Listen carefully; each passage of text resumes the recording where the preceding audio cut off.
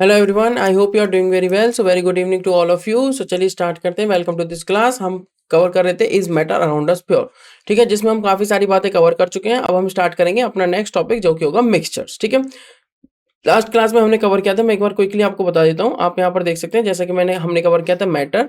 Matter को classify किया था प्योर सब्सटेंसेस में और मिक्सचर में। मिक्सचर दो तरह के होते हैं, होमोजीनियस मिक्सचर और हेट्रोजीनियस मिक्सचर।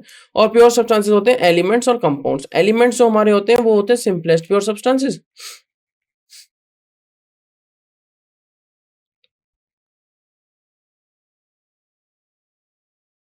और जो कंपाउंड्स होते हैं वो केमिकली कंबाइंड होके बनते हैं एलिमेंट से।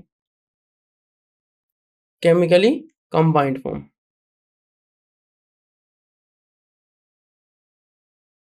ठीक है। कंपाउंड्स कब बनते हैं? जब एलिमेंट्स क्या होते हैं, केमिकली कंबाइंड, ठीक है। मिक्सचर दो तरह के हो सकते हैं, होमोजीनियस और हेट्रोजीनियस। होमोजीनियस में uniform composition throughout the sample, ठीक है, और हेट्रोजीनियस में नॉन यूनिफॉर्म कॉम्पोजिशन। होमोजीनियस का एग्जांपल आप जैसे कि ले सकते हैं simple sugar in water. Simple example एकदम से पढ़ेंगे हम इसको। नॉन यूनिफॉर्म कॉम्पोजिशन में आप सिंपल सा एग्जांपल ले सकते हैं, बताइए क्या? Sand in water, charcoal powder in water. अच्छा, इसमें और क्या एग्जांपल ले सकते हैं? इसमें ले सकते हैं कॉपर सल्फेट इन वाटर, इसमें ले सकते हैं ऑयल इन वाटर, ठीक है, सैंड इन वाटर, एटसेट्रा। ये हम लास्ट क्लास में डिस्कस कर रहे थे। अभी चलिए आगे बढ़ते हैं, मिक्सचर और कंपाउंड्स के बीच में डिफरेंस देख लेते हैं, ठीक है। मिक्सचर्स क्या है? इन a mixture two or more elements or compounds are mixed such that they do not combine chemically. देखो, मिक्सचर्स में कोई केमिकली कॉम्बिनेशन नहीं हो रहा है। Chemical chemically combined, no.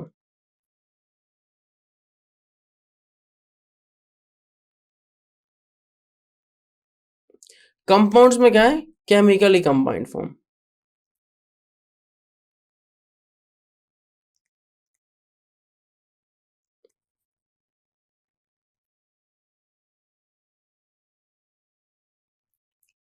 In a mixture two or more elements or compounds are mixed, ठीक है, such that they do not combine chemically. ये तो मिक्सचर हुआ। मान लीजिए एक शुगर, शुगर मतलब ग्लूकोज ले लीजिए, चलिए C6H12O6, ये कंपाउंड है जिसको मिक्स किया गया दूसरे कंपाउंड में। तो टू और मोर एलिमेंट्स या कंपाउंड्स को मिक्स किया जा रहा है ना। आप देखिए, सच that they do not combine chemically, chemically combine नहीं हो रहे, फिजिकली कंबाइन हो रहे हैं। और कॉम्पोजिशन वेरी कर सकते हैं। मान लीजिए मुझे ज्यादा मीठा चाहिए तो मैं ज्यादा शुगर ऐड कर सकता हूँ, कम मीठा चाहिए तो कम शुगर ऐड कर सकता हूँ, ज्यादा सॉल्टी चाहिए तो ज्यादा सॉल्ट ऐड कर सकता हूँ, कम सॉल्ट चाहिए तो कम सॉल्ट ऐड कर सकता हूँ। Structure, mixture does not have a definite structure. Definitely इनके स्ट्रक्चर तो डेफिनेट होगा ही नहीं, क्योंकि इनकी कॉम्पोजिशन ही डेफिनेट नहीं है। In case of mixture their constituent can be present in any ratio. मैं एक ग्राम ये ले लेता हूँ, 10 मिलीलीटर ये ले लेता हूँ। मैंने 10 ग्राम ये ले लिया दूसरे केस में, और 15 मिलीलीटर ये ले लिया, तो मैं किसी भी कॉम्पोजिशन में इनके किसी भी रेशियो में रख सकता हूँ, ठीक है। It means they have variable composition. जबकि अगर कंपाउंड्स की बात करें तो इन compound two or more elements combined chemically, two or more elements combined chemically, क्या लिखेंगे यहाँ पे?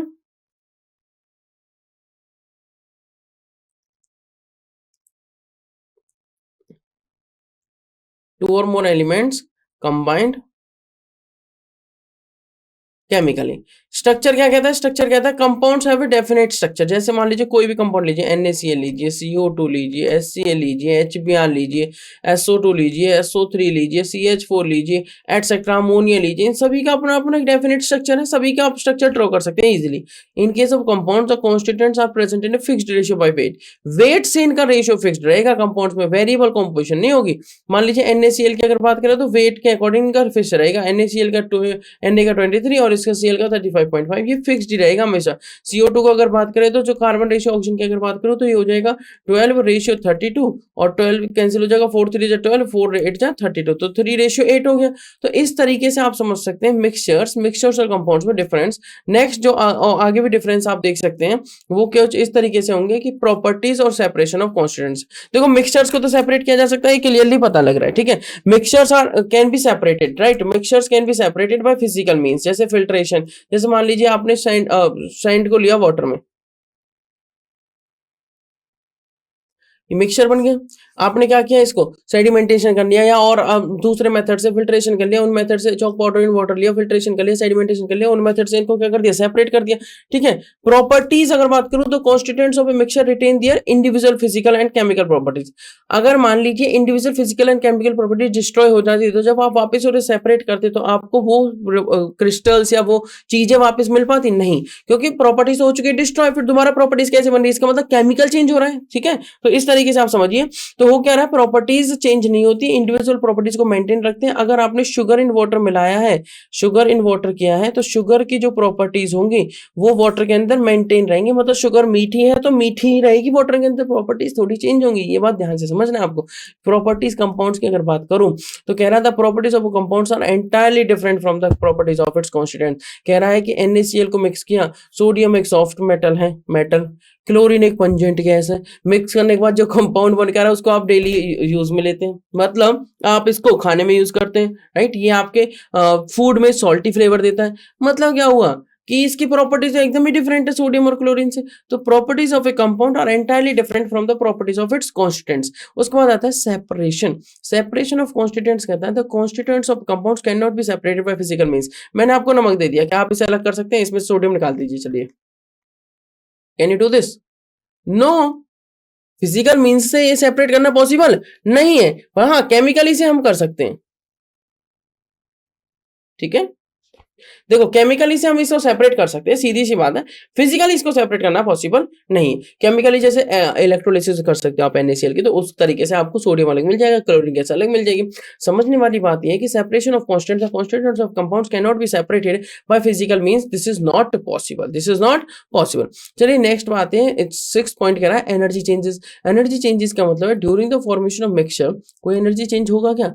जब कोई बॉन्ड ही फॉर्म नहीं हो रहा, कोई चीजें ही फॉर्म नहीं हो रही, तो एनर्जी चेंज क्यों होगा? During the formation of mixture no energy change takes place, it means it is a result of physical change. अगर कुछ एनर्जी चेंज होगा तो डेफिनेटली वो केमिकल चेंज होगा। During the formation of a compound energy is either absorb or release, it means compound is the result of a chemical change. जब भी कोई compound बनता है तो एनर्जी रिलीज होती है या एब्सॉर्ब होती है। ठीक है, ये किसका केस हो गया? केमिकल चेंज का। मतलब ये क्या है? कंपाउंड। ठीक है, चलिए नेक्स्ट आता है reasons for regarding air as a mixture. अब कह रहा है कि एयर एक मिक्सचर है, ये कैसे कहें हम? Solution, air is a mixture, compound क्यों नहीं है? देखो एयर में मान लीजिए मैं फिक्स्ड कंपोनेंट बता दूं, मान लीजिए ऑक्सीजन, नाइट्रोजन, CO2 और थोड़े बहुत अदर ट्रेसेस प्रेजेंट है। अब अगर ये चीजें एयर में प्रेजेंट है बट वो सेम तो नहीं है सभी प्लेसेस पे। कहीं पर ज्यादा CO2 है, पॉपुलेशन ज्यादा है, कहीं पर ऑक्सीजन कम है, कहीं पर नाइट्रोजन ज्यादा है, तो percentage of oxygen decreases in the air at higher altitude. सबसे पहली बात तो यही आ गई, अगर पॉपुलेशन को भी ना देखें तो हायर एल्टीट्यूड पे जाने पर ऑक्सीजन की कमी होती जाती है। मतलब एयर में ही ऑक्सीजन कम हो रही है एक प्लेस से, एक पर्टिकुलर हाइट से दूसरी हाइट पे जाने पर।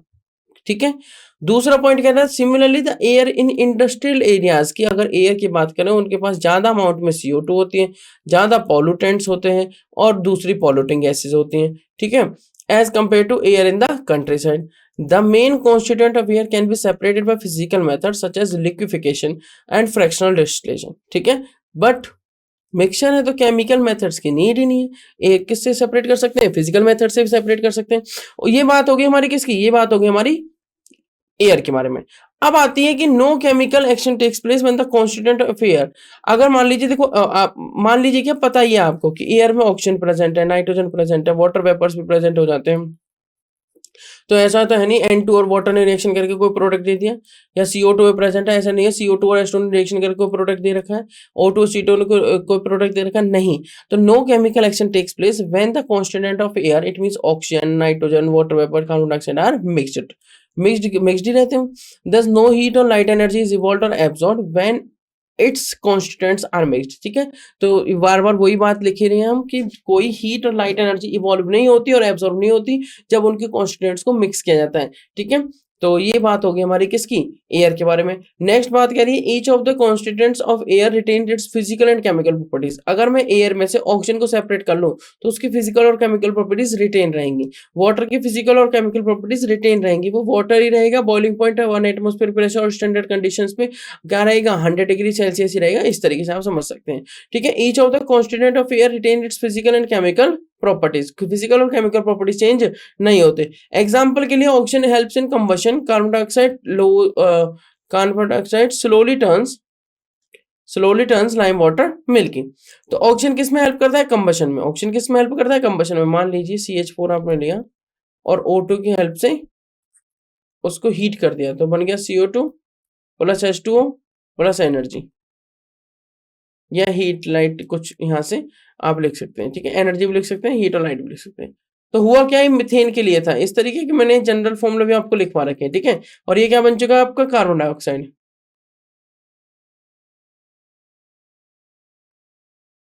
ये क्या बन चुका है आपका? Carbon dioxide. अब नेक्स्ट जो बात आती है वो क्या है, कह रहा है कि मिक्सचर. मिक्सचर तो मैंने बता दिया आपको. अब ये कह रहा है कि carbon dioxide slowly turns lime water milky. चलिए, कंबशन हुआ, कार्बन डाइऑक्साइड प्रोड्यूस हुई और मैंने CO2 को पास कर दिया लाइम वाटर. लाइम वाटर क्या होता है? Calcium hydroxide, aqueous calcium hydroxide को बोल सकते हो आप लाइम वाटर. जैसे इससे मैंने इसको पास किया तो क्या हुआ? CaOH होल ट्वाइस बदल गया CaCO3 में. कैल्शियम कार्बोनेट बनने लगा. कैल्शियम कार्बोनेट क्या है? वाटर इनसॉल्युबल है. वाटर इनसॉल्युबल है तो क्या हुआ?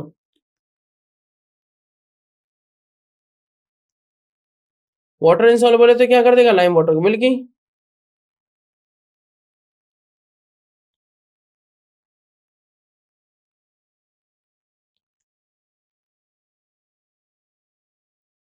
बट कॉन्टिन्यूसली CO2 डालने पे वापस से दूसरे प्रोडक्ट में चेंज हो जाता है जो कि वाटर सॉल्युबल होता है. ठीक है, तो मिल्कीनेस क्या हो जाती है? डिसअपियर हो जाती है. चलिए मूव करेंगे नेक्स्ट बात पे. नेक्स्ट बात क्या कहती है? Reason for regarding water as a compound. अब वाटर एक कंपाउंड है कैसे पता लगे? बिल्कुल ठीक बात है. क्या H2O की प्रॉपर्टी H2 और O2 जैसी है? H2 गैस है, O2 गैस है, H2O एक लिक्विड है. ठीक है, प्रॉपर्टीज मैच नहीं कर रही है. The composition of pure water is same through out.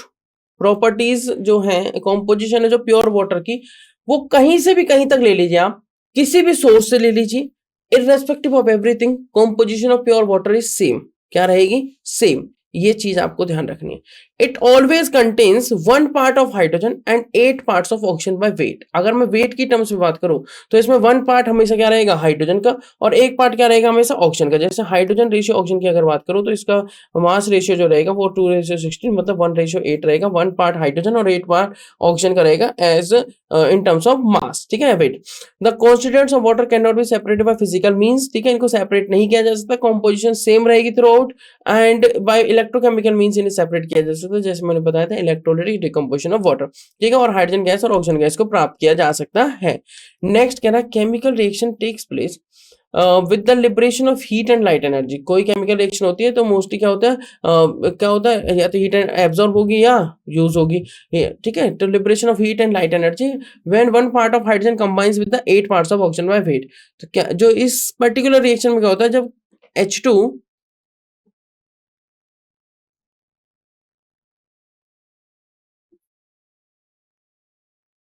O2 के साथ कंबाइन करता है तो बनाता है H2O. बैलेंसिंग के लिए आप 2 और 2 लिख सकते हैं.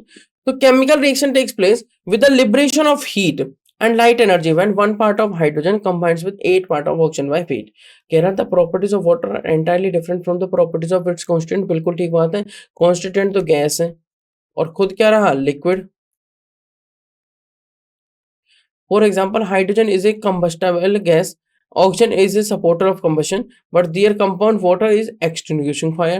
तो हाइड्रोजन एक कंबस्टिबल गैस है, ऑक्सीजन सपोर्टर है ऑक्सीजन का, कंबशन का, फिर भी जो वाटर है वो फायर को एक्सटिंग्विश करता है. तो वाटर मतलब कंपाउंड्स की प्रॉपर्टीज अपने कॉन्स्टिट्यूएंट से तो डेफिनेटली डिफरेंट ही होंगी. तो मूव करेंगे नेक्स्ट बात में. तो the alloys are homogeneous mixture of metals that cannot be separated by any physical means, right? And yet they are regarded mixtures on account of the following reasons. उन्हें mixture क्यों बोला जाता है? Alloys को. Alloys are homogeneous mixture. ठीक है, उन्हें भी फिजिकल से लाइक मेथड से सेपरेट नहीं किया जा सकता, फिर भी उन्हें मिक्सचर क्यों बोला जाता है वो बात अब हम समझेंगे. वो बात है कि फॉर एग्जांपल ब्रास मैंने लिया, ब्रास में क्या क्या है? कॉपर और जिंक प्रेजेंट है. अगर मैं कहता हूं if N alloy has 60% copper and rest of zinc, right, या क्या 58% ऑफ कॉपर और रेस्ट ऑफ जिंक, तो इन ईदर केस इसे ब्रास ही कहेंगे. 80% कॉपर 20% जिंक रहेगा तब भी ब्रास ही कहेंगे. 70% कॉपर और जिंक रहेगा 30% तब भी ब्रास ही कहेंगे. तो ब्रास एक अलॉय है बट उसकी कॉम्पोजिशन वेरी हम कर सकते हैं. ठीक है, ब्रास एक अलॉय है जिसमें फिक्स्ड एलिमेंट्स है बट उसकी कॉम्पोजिशन को हम क्या कर सकते हैं? वेरी कर सकते हैं. द इंडिविजुअल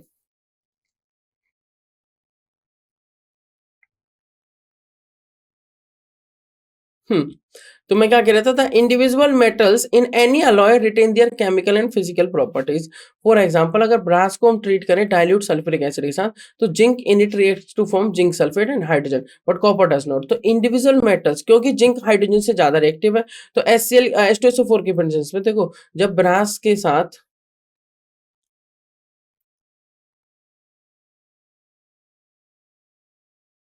रिएक्शन की गई तो हमें क्या मिला, हमें मिला जिंक सल्फेट और कॉपर।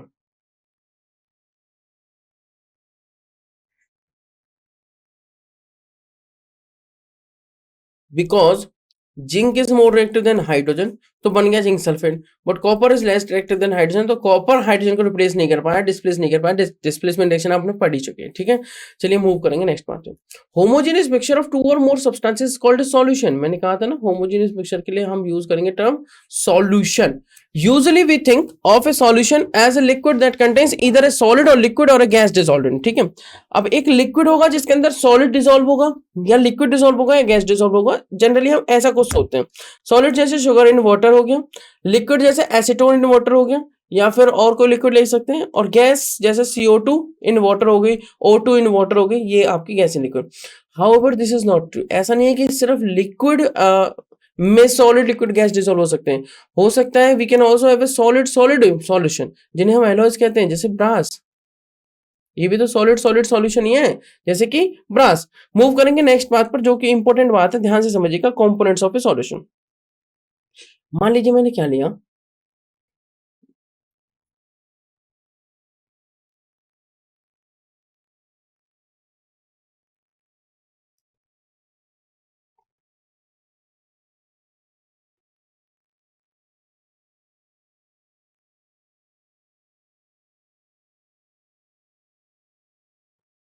शुगर।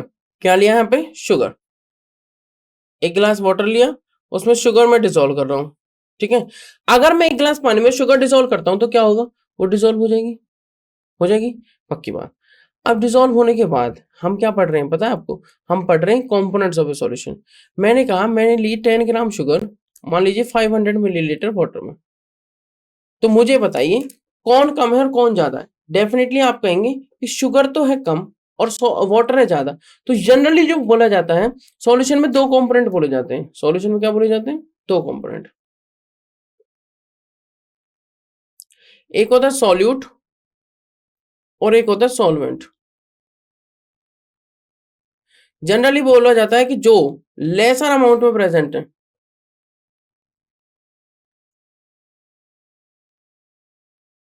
और जो मोर अमाउंट में प्रेजेंट है, हाइयर अमाउंट में,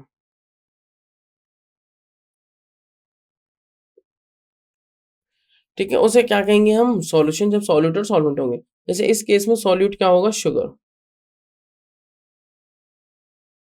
और इस केस में सॉल्वेंट क्या होगा, वाटर, ठीक है। अब आप समझिए ध्यान से, एक्चुअली में आप यहां पर देख सकते हैं जैसे कि the substance present in homogeneous solution are called components of the solution, ठीक है। Solution basically has two components, एक तो रहेगा सॉल्वेंट और एक क्या रहेगा, solute. Solvent the components of a solution which is present in large proportion, generally किस में रहता है, लार्ज प्रोपोर्शन में, is called solvent. Usually solvent is the larger component of the solution, generally तो यही रहेगा कि लार्जर कंपोनेंट कौन रहेगा, सॉल्वेंट। बट ऐसा हो सकता है सॉल्यूट भी लार्जर कंपोनेंट बन सकता है। अच्छा, सॉल्यूट जनरली क्या रहेगा, जैसे कि solution of copper sulphate in water, तो कॉपर सल्फेट को हम बोलेंगे सॉल्यूट और वाटर को बोलेंगे सॉल्वेंट।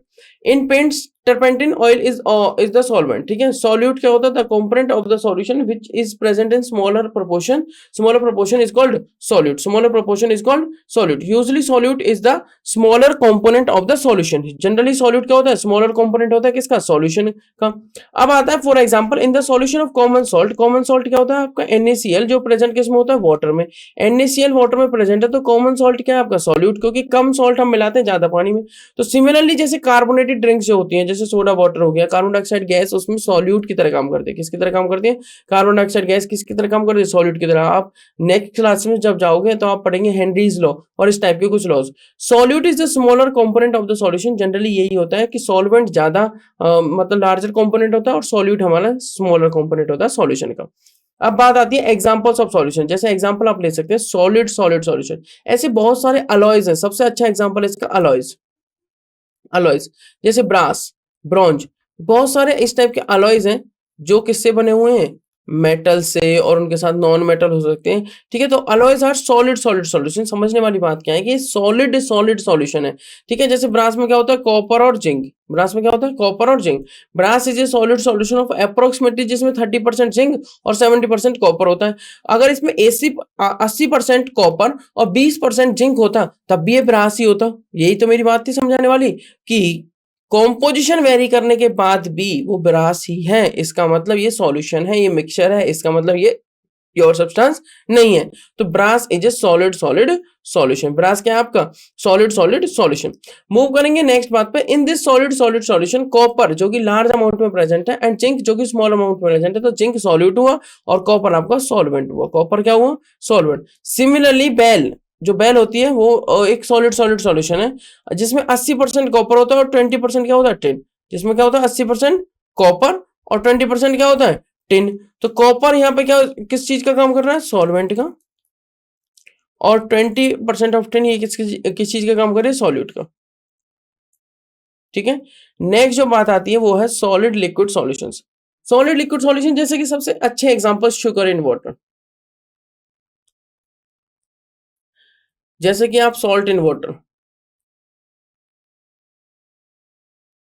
ठीक है, शुगर इन वाटर हो गया, सॉल्ट इन वाटर हो गया। तो sugar solution is an example in which sugar is the solute and water is the solvent. ठीक है, sugar is solute, water is solvent.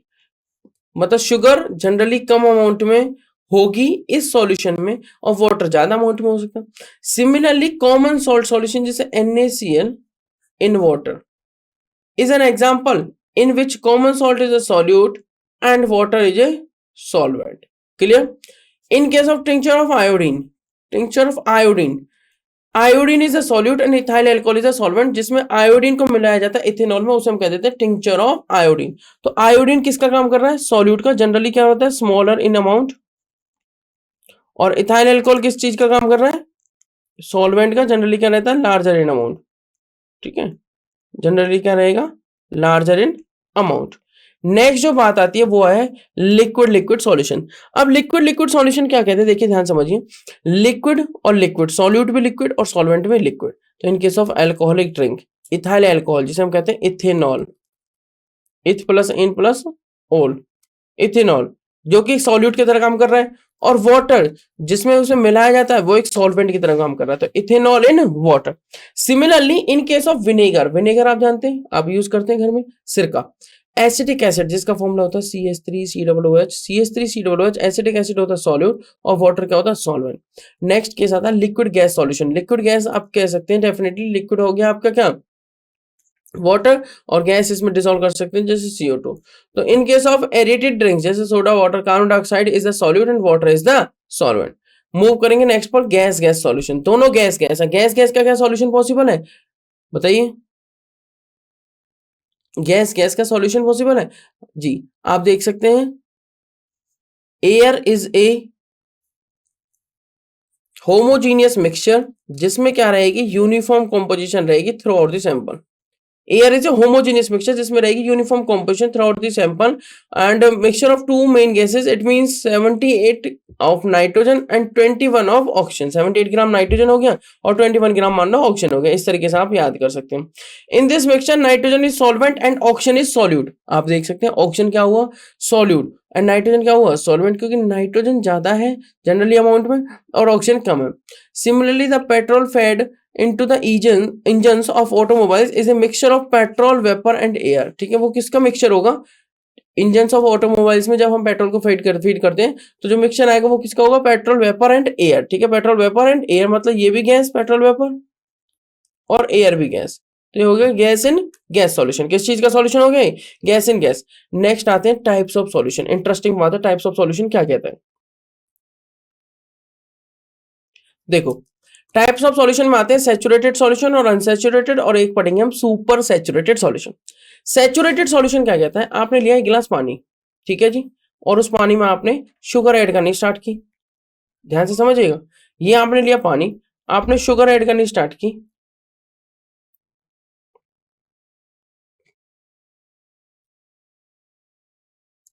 जब आप इसमें शुगर क्रिस्टल्स ऐड कर रहे हैं, मान लीजिए आपने 500 ml पानी ले रखा है और आपने 20 ग्राम शुगर डाल दी। एक पॉइंट बताता हूं, मान लीजिए 500 ml में मैक्सिमम हम 60 ग्राम शुगर ऐड कर सकते हैं मैक्सिमम, ठीक है। तो कैसे पता लगा? तो शुगर क्रिस्टल्स आपने डिसॉल्व कर दिए 500 ml में, अभी आप और भी डिसॉल्व कर सकते हो क्योंकि मैक्सिमम जो अमाउंट है वो है 60 ग्राम। तो और भी डिसॉल्व कर सकते हो, मतलब और सॉल्यूट डिसॉल्व किया जा सकता है, इसे कहेंगे सैचुरेटेड सॉल्यूशन। इसे क्या कहेंगे हम? Saturated solution.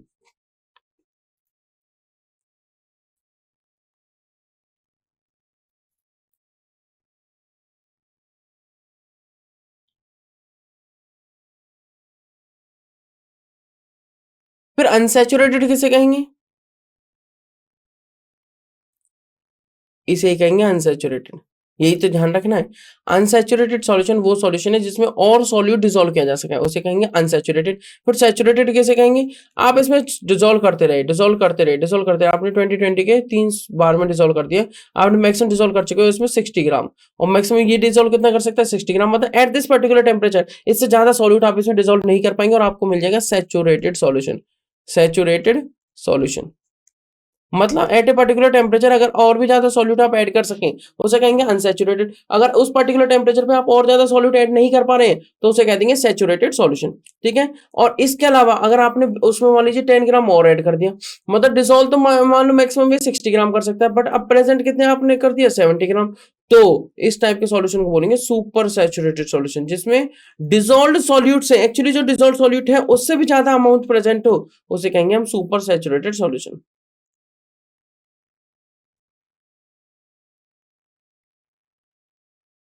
उसे क्या कहेंगे हम? Super saturated solution. तो देखिए डेफिनेशन देखते हैं एक बार। Saturated solution is a solution which at a given temperature dissolve as much solute as it is possible और कैपेबल, ठीक है, on of dissolving, and is said to be saturated solution. मतलब maximum amount of solute dissolve कर सकता है, मतलब concentration, right, maximum amount. Unsaturated solution when the amount of solute content in A solution is less than the saturation level, saturation level से नीचे हो, इस type के सॉल्यूशन को एट ए पर्टिकुलर टेम्परेचर, इस टाइप के सॉल्यूशन को कहेंगे हम अनसैचुरेटेड सॉल्यूशन। Unsaturated solution. फिर आता है एक सुपर सैचुरेटेड। सुपर से भी ऊपर मतलब सैचुरेटेड से भी ऊपर। A solution which contains more of the solute than required to make a saturated solution. मान लीजिए सैचुरेटेड सॉल्यूशन को चाहिए 10 ग्राम, आपने डिसॉल्व कर रखा है 12 ग्राम, तो जो एक्स्ट्रा 2 ग्राम है वो इसको बना रहा है सुपर सैचुरेटेड सॉल्यूशन। और इस टाइप के सॉल्यूशन को हम क्या कहेंगे? Super saturated solution. क्लियर? तो यहां तक हमने सॉल्यूशंस को रिवाइज किया है। उसके बाद हमारे ट्रू सॉल्यूशंस आएंगे, सस्पेंशन और कोलेट्स आएंगे, जिनकी प्रॉपर्टीज और बातों को हम बाद में नेक्स्ट क्लास में पढ़ेंगे। तो आज हमने क्या किया एक बार क्विकली रिकॉल करते हैं। हमने क्या क्या किया है? हमने पढ़ा है मिक्सचर, ठीक है। मिक्सचर दो टाइप के होंगे, होमोजीनियस और heterogeneous. Homogeneous, uniform composition throughout the sample, जैसे air is a homogeneous mixture, water is a homogeneous mixture. जैसे air is a homogeneous mixture and sugar in water लिख लीजिए। Water is a compound, right? Salt in water, etc. Heterogeneous mixture में क्या है? Non uniform composition.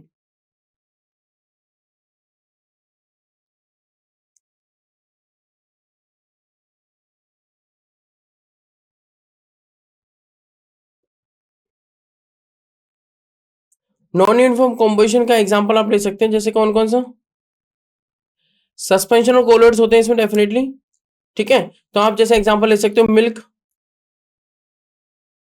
ठीक है, clouds, ये भी क्या है? कोलोइड्स, ठीक है। Milk, clouds, sand in water, iron filings in water, chalk powder in water.